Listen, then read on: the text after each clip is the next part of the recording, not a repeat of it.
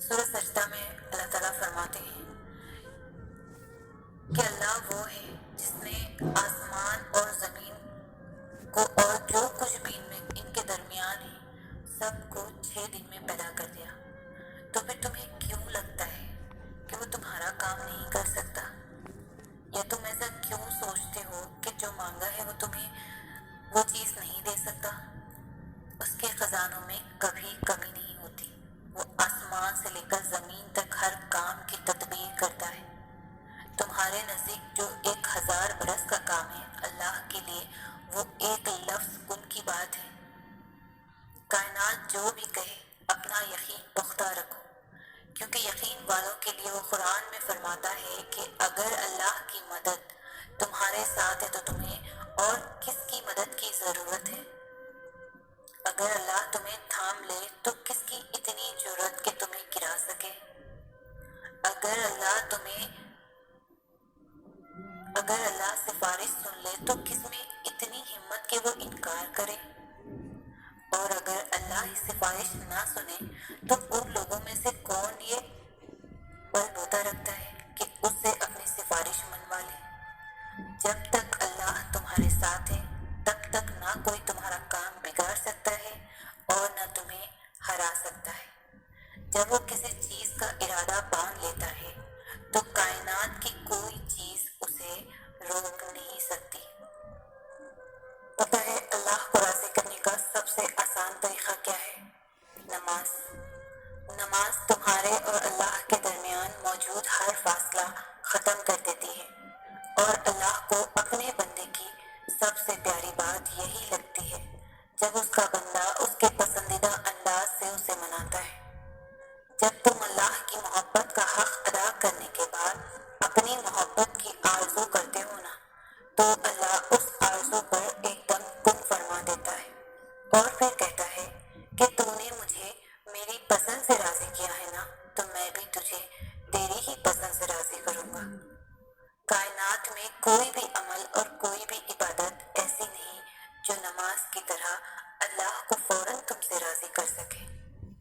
اللہ کے نزدیک نماز سے زیادہ محبوب کوئی عمل نہیں، اور جو اس کے محبوب کو اپنا محبوب بنا لیتا ہے نا، اللہ اس سے بے حد محبت کرنے لگتا ہے۔ جو سجدوں میں سستی نہیں کرتے، پھر اللہ بھی ان کی دعاؤں کی قبولیت میں تاخیر نہیں ہونے دیتا۔ نماز آزمائش میں اللہ کی تمہارے لیے سب سے بڑی پناہ گاہ ہے، اور جو اس پناہ میں ہوتے ہیں ان کا بڑے سے بڑے طوفان بھی کچھ بھی نہیں بگاڑ سکتا۔ وہ ہمیشہ اللہ کی حفاظت میں رہتے ہیں۔ سکون تو ہمیشہ سے ہمارے پاس ہوتا ہے، لیکن ہم یہ بات تب تک نہیں سمجھ پاتے جب ہم اس سکون کو کھو نہیں دیتے۔ تب پتہ چلتا ہے کہ سکون تو صرف اللہ کے ہونے سے تھا، جسے اپنی خواہشات پانے کے چکر میں ہم نے کب کھو دیا پتہ ہی نہیں چلا۔ اور جب یہ بات ریئلائز ہو جائے تو فوراً واپس لوٹ جانا چاہیے، کیونکہ یہ خیال اللہ کی طرف سے تم تک ایمرجنسی الارم بن کر آتا ہے کہ بس بہت بھاگ لیا، اب واپس جانے کا وقت ہے۔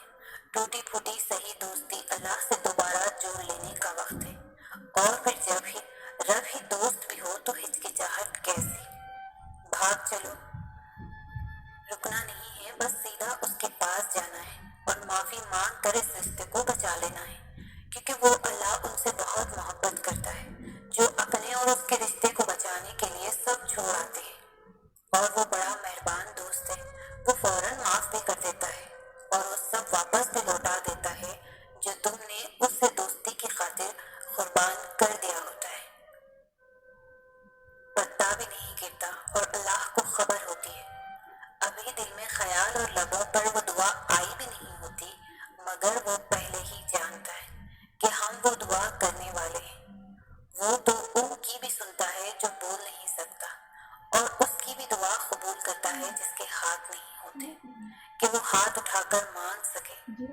اور جس دن ہمارے لبوں میں کچھ بھی کہنے کی طاقت نہیں ہوتی تو وہ ان خاموش آنسوؤں کی صدا اور فریاد بھی سمجھتا ہے۔